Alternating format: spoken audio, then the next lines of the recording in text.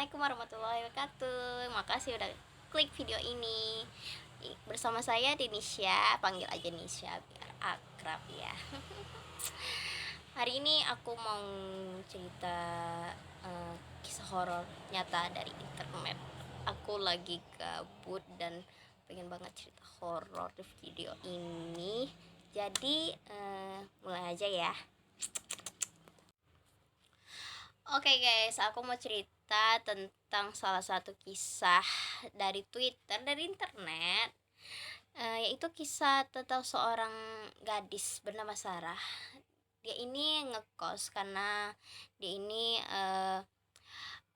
akan menempuh ilmu di sebuah universitas terkenal di Bandung. Aku nggak bakal kasih tahu tepatnya. Nah, judulnya itu Sekian Lama Tinggal di Kontrakan Tua, Akhirnya Mereka Berkenalan.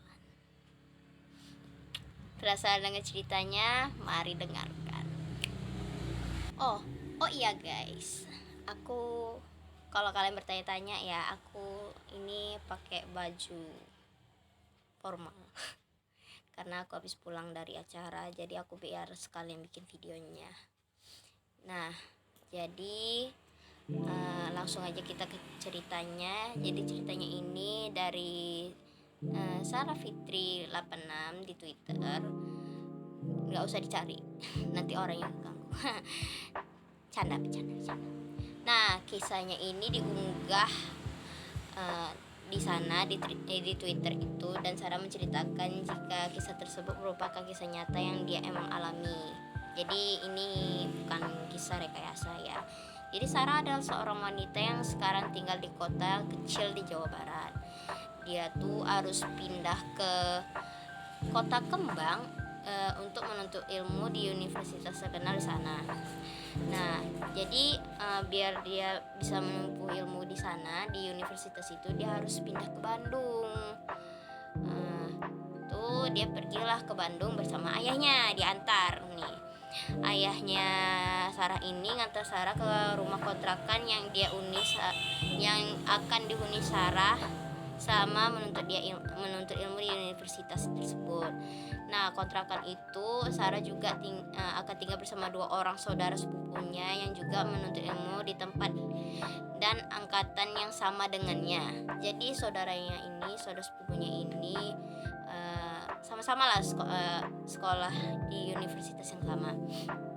Nah, saudaranya ini karena dia tinggal bersama dua saudaranya ini, jadi satu saudara tertuanya ini bernama Jani dan saudara keduanya ini bernama Ava. Jadi Sarah ini saudara paling kecil, saudara sepupu paling kecil. Ava ini yang di tengah, yang tertua kedua dan Jani ini tertua, yang paling tua. Selama 2,5 jam di perjalanan ini, ceritanya ayahnya masih nganterin Sarah. Akhirnya kan mereka sampai di kota Bandung. Nah, ini adalah pertama kali Sarah tinggal jauh dari orang tuanya. Perasaan coba dirasakan oleh Sarah. Ya mungkin ya bakal mau ngerasain kuliah jauh itu pasti akan dirasakan oleh kita mungkin, atau kalian yang akan menempuh ilmu di tempat yang jauh dan ya terpisah dari orang tua. Nah, jadi setelah mobil terparkir nih di dekat kontrakan itu, Sarah bergegas turun dan mengambil barang-barang bawaannya. Sembari mengangkat bawaan, Sarah dan ayahnya langsung menyusuri sebuah gang kecil untuk menuju ke kontrakan itu. Jadi untuk menuju ke rumah kontrakan itu dia harus menempuh jarak di jalan yang kecil, jadi agak jauh lah dari jalan raya. Nah, berjalan sedikit jauh mereka berdua sampailah di depan kontrakan. Nah, lalu terjadilah percakapan kecil. Assalamualaikum, ucap Sarah dan ayahnya sambil memasuki pintu rumah yang memang terbuka. Langsung dijawab dong dari penghuni rumah tersebut, penghuni kontrakan. Waalaikumsalam, Mang. Orang sana ya. Sahut Jani dan Teh Hava. Ajani itu cowok ya, Dava tuh cewek. Panggilannya A untuk cowok dalam bahasa Sunda, dan Teh dalam bahasa Sunda yaitu kayak kakak itu atau mbak gitu. Kalau di Jawa beda ya. Bahasa Jawa dan Sunda itu beda. Nah, tos dong, gening so atuh sakia ayana sa, artinya udah sampai silakan, gini ada nyasar, katanya Teh Ava kepada si Sarah. Saat itu Sarah tersenyum, ya cuma senyum, ngangguk-ngangguk, melihat ke screen rumah. Dia lihat dulu depan rumahnya ini seperti apa.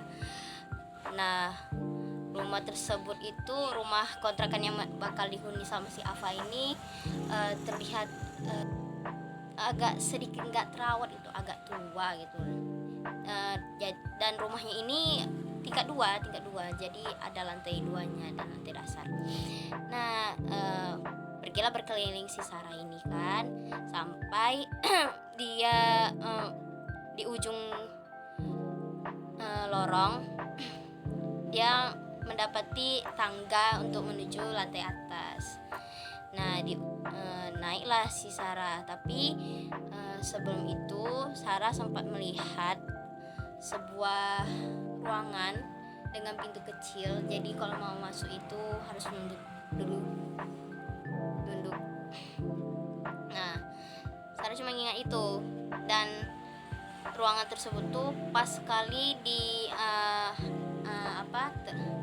pas sekali di bawahnya kamar Teh Ava, saudaranya ini, sama kamar dia yang akan dia tempati.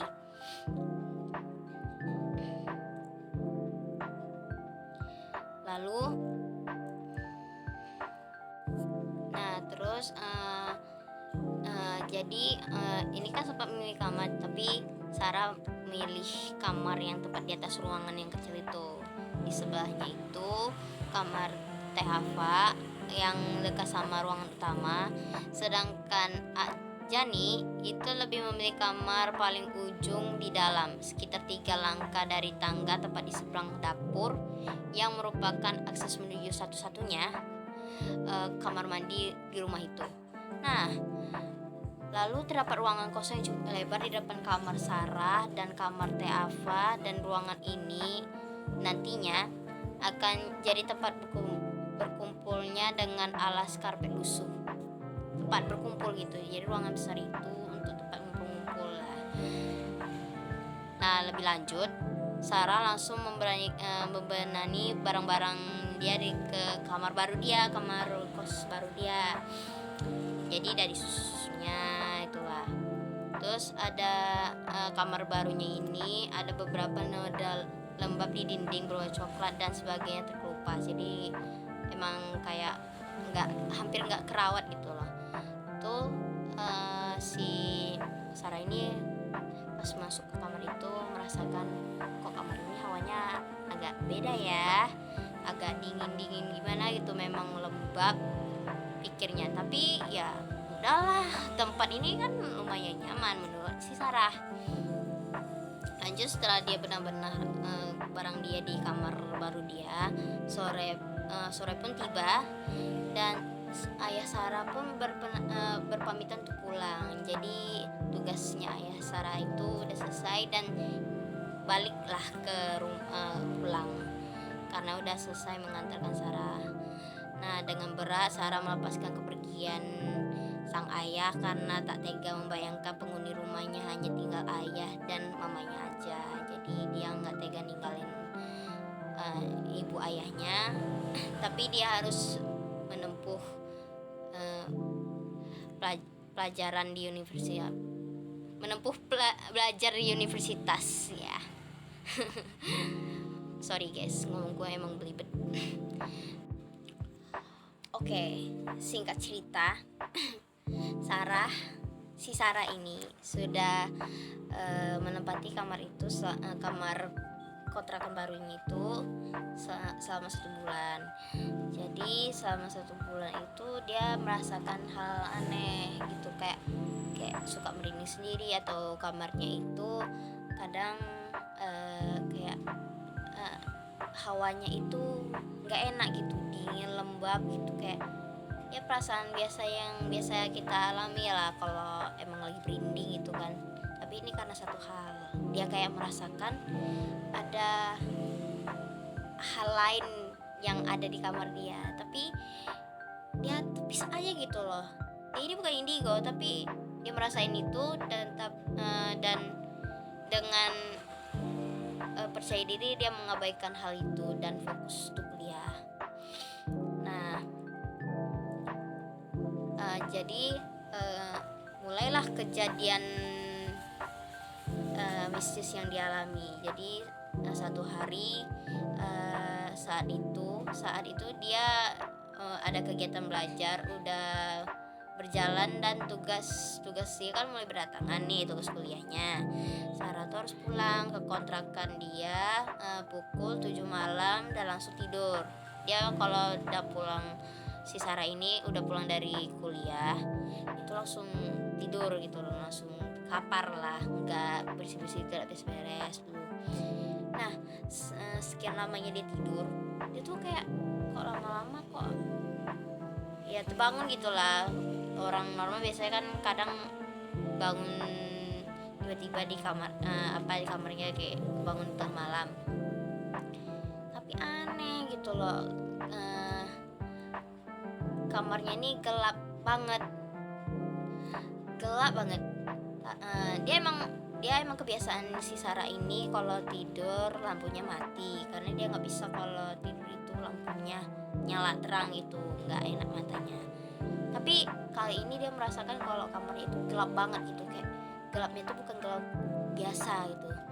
Nah, setelah merasa kesadarannya terkumpul, si Sarah ini baru sadar jika kegelapan yang ada di kamarnya ini karena lampu ruangan di depan kamarnya mati. Jadi kan kalau di depan kamarnya itu ada lampu, tapi dan biasanya itu nyala, tapi kali ini mati. Itu makanya kamarnya jadi lebih gelap gitu. Nah, biasanya kan kalau lampunya itu kan nyala, terus kan cahayanya masuk tuh dari salah pintu. Dan saat itu Sarah meraba-raba mencari HP-nya dalam kegelapan itu, dan ternyata HP-nya itu, teleponnya itu ada pesan masuk gitu, SMS selama dia tidur. Itu pesan itu dari kedua saudaranya ini, si Jani sama si Tafa ini, Jani sama Tafa ini rupanya mengirim pesan ke si Sarah. Jadi pesannya itu isinya mereka itu nggak bisa pulang karena ada tugas kelompok di kos temannya, yang berarti Sarah harus sendirian di kontrakan. Nah, jadi karena Sarah udah mengetahui kalau dia itu sendirian di kontrakan, di rumah kontrakan mereka, jadi Sarah lihat lah ke jam kan, rupanya udah jam 2 malam. Memang pas tengah-tengah malam itulah dia bangun. Jadi dia sedikit merinding gitu, dan dia pengen banget tidur lagi. Tapi rasa kantuk atau rasa lelahnya itu udah hilang gitu, dia kayak nggak mau tidur lagi. Terus Sarah maksain lah tidur baring gitu sampai tutup mata, dan pikirnya melayang ke mana-mana gitu. Kalau biasanya pengen tidur pasti mikirnya yang lain-lain kan. Nah, seketika dia ingat, bukankah saat pulang tadi ia membuka pintu utama dan langsung ke lampu ruangan depan. Nah, ruangan depan kamarnya itu dia sempat nyalain, tapi saat si Sarah ingat betul jika ia langsung masuk ke kamar, ganti baju lalu tertidur, dia tidak memadamkan lampu itu atau tidak mematikan. Bahkan lampu depan kamarnya itu selalu menyala setiap malam dan menjadi satu-satunya sumber cahaya di malam hari. Lalu kenapa sekarang lampunya mati? Tuh, dia bertanya-tanya dong Sarah hanya bisa berusaha tenang dan memastikan apa yang diingat. Apakah dia emang benar-benar mengingat lampu depan kamar itu terakhir kali menyala atau nggak sengaja dia matikan. Saat hendak bangun dari tidurnya dan menyalakan lampu kamarnya, tiba-tiba Sarah mendengar suara lirih, suara pelan dari balik pintu kamar. Kayak gini. Suara ketawa. Tuh, terkejut dong Sarah. Deg-deg gitu. Langsung kayak, hah, suara apa tuh? Gitu kan.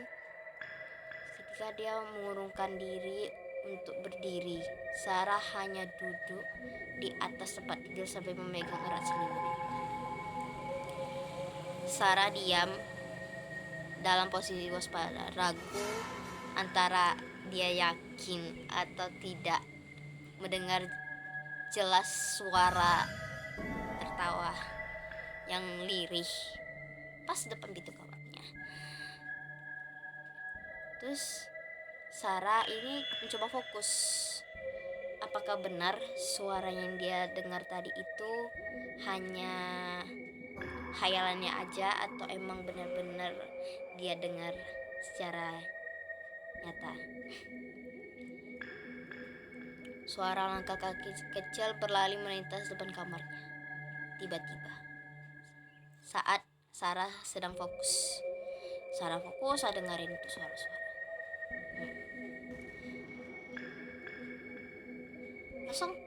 Sarah langsung berpikir, oh itu tikus.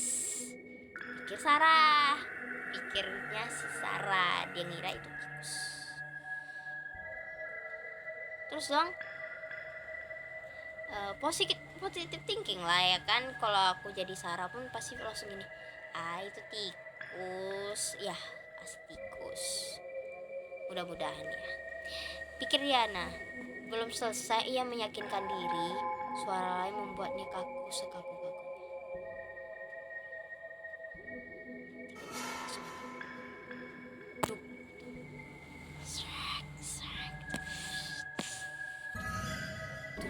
Berulang-ulang kali suara kayak gitu, kayak sesuatu, kayak ada suara pukulan dan barang yang kayak diseret itu di depan kamarnya ini. Sekalilah si Sarah ini mendekat ke arah suara itu. Sarah mencoba fokus mendengarkan. Rupanya suaranya itu sesekali terdengar jelas, terdengar samar, karena kayak seperti mendekat ke arah kamarnya Sarah, terus menjauh, terus mendekat lagi. Tiba-tiba suara tertawa yang tadi itu muncul lagi. Suara itu muncul lagi, terdengar jelas telinga Sarah. Kali ini Sarah tidak salah dengar, dia yakin dia gak salah dengar. Dengan ketakutan, Sarah menutup seluruh tubuhnya dengan sembari memejamkan matanya rapat-rapat.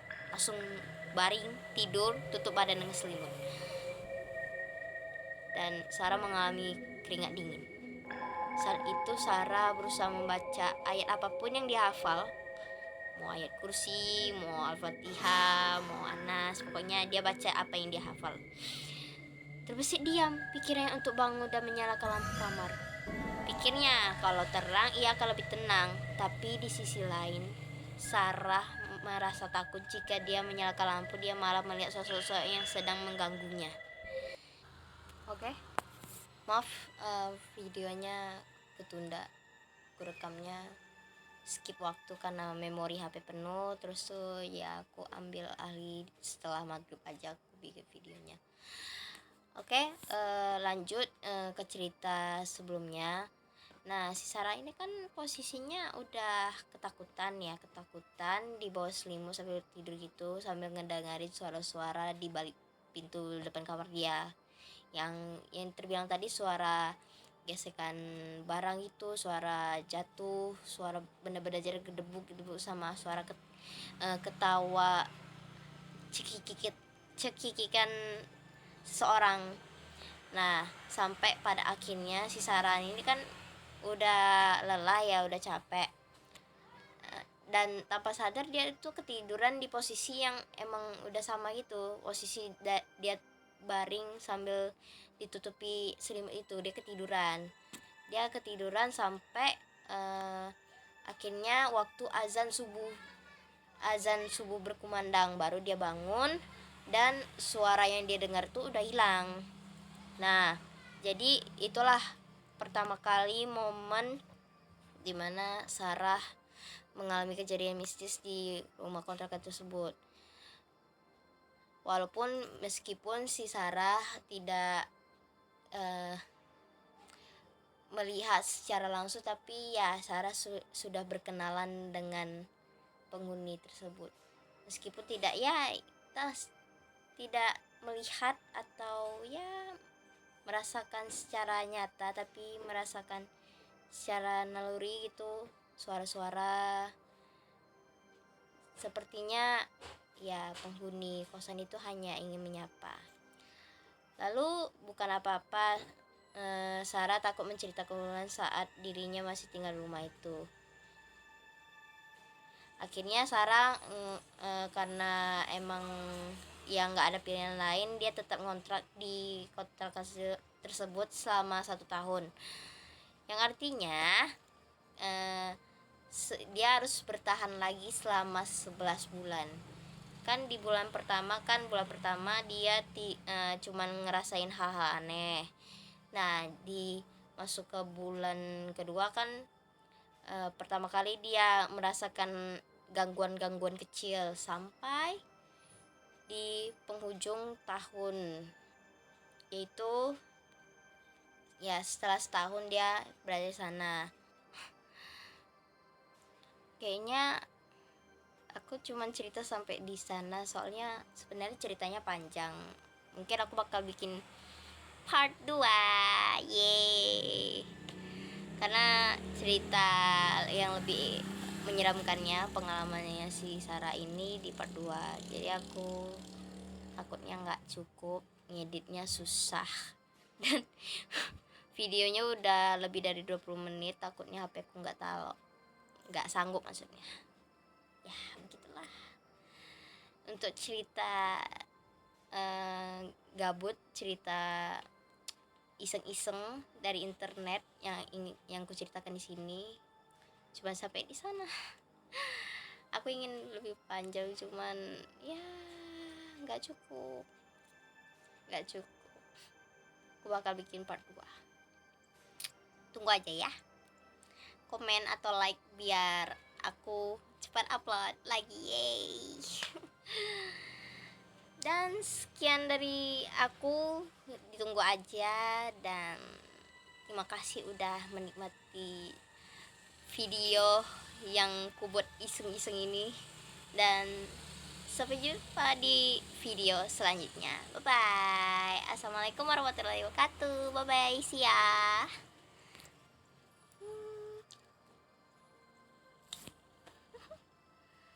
Bye bye.